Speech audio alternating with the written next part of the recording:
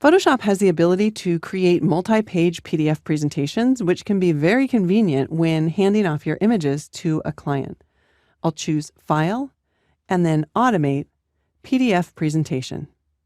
I need to select my source files, so I'll click Browse, select the images, and then choose Open.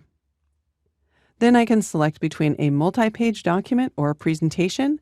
If I choose Presentation, there are additional options for advancing, as well as looping and choosing transitions. For now, I'll choose a multi-page document. I want to include the file name as well as the extension and the copyright. I'll choose Save, then give the PDF a name, click Save, and there's a number of different PDF options that we can choose from. One that you might be interested in if you're working with maybe a prototype and you want to make sure that no one else can open the document is the security options.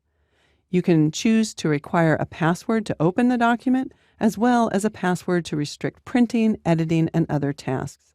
It really depends on your workflow. For now, I'll just click Save PDF. Photoshop will open each one of those images and then compile them all into a single PDF document. And if we return to Bridge, we can see there's the PDF.